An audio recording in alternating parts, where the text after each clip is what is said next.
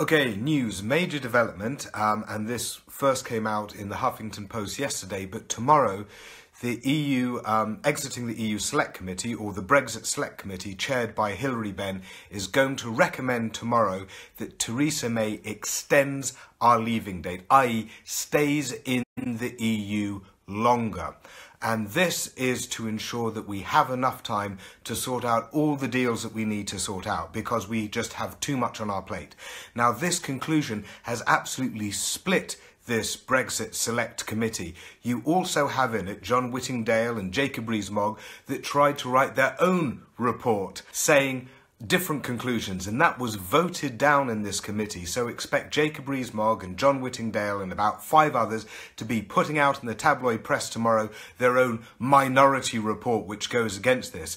But the majority of this committee, and that is completely cross-party from Labour, Tories, SNP and others, Lib Dems, have concluded that basically we can't get what we need to get done in time, therefore we should be asking for an extension to our membership in order to have enough time, and that is the only responsible thing to do. Now, you may be aware from my previous videos that I've argued for this before. Extension, not transition. Here's why. Currently, we're due to come out on March 29th, 2019, after which we're going to have a 2-year transition period where we're officially out, but we're obeying all the rules and sticking with all the systems for 2 years in order to have more time to sort stuff out. However, we're going to be a powerless vassal state within that time, and our relationships with third countries through EU agreements will either fall away or get rejigged. Much better to replace this whole period with just extending the time to which we're going to leave, in which case we're full members until this time. We've got people in the council and the parliament, so we get a full say on all laws coming through, and also by officially being in the EU, then all of our contracts and all our relationships with other countries around the world through the EU stays intact for that period. It's good common sense. Now, that's what we should be arguing for. Now, for us who are pro-European, there's an upside and there's a slight downside. The upside is, of course, we then have more time within the EU in order to argue for staying in the EU. The EU is doing well at the moment.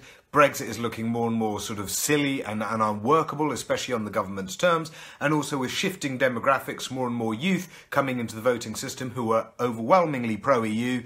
That all shifts things in our favours. The slight downside is that we get boiled like a frog sort of more slowly. Business isn't going to have a disaster and crunch point now if we alleviate this by staying in longer. Businesses are going mental right now. This would solve that problem, so we don't get a sort of a public awareness of the business disaster that could happen otherwise. This set of affairs is reversed for the Brexiteers. I mean, to their advantage by taking this step, then they get to allay all the fears of the businesses and say, look, we're giving it more time, bear with us slowly, gently. But to their disadvantage, then the longer we stay in, the more the demographics are going to shift and the more capacity we have as pro-Europeans to point out all of the clear and obvious dynamics here. However, putting both of those aside, if you're just plain responsible, the things that you should be looking for are stability and quality of democratic conversation. And so extending our time preserves that stability for our businesses, but also allows more time for the public and parliamentary discussion of all of these complex frameworks that the government has not yet sorted out, from free movement to single market to passporting to customs union to Euratom to European Medicines Agency to the disease control centres to FP9 to all the space programs. You know, the whole set of those we haven't sorted out properly. So this would be the sensible way to go. So then why do people like Jacob Rees-Mogg, who were against us being in a vassal state for 2 years, still object to this extension? Here's why. They just want to get us out of the EU by hook or by crook. Doesn't matter if we don't have frameworks prepared. Doesn't matter if it damages our economy or lives of EU citizens or Brits elsewhere in the EU. They just want to haul us out and lock the door so we can't get back in, so their ideological purposes are served regardless of the impact on this country.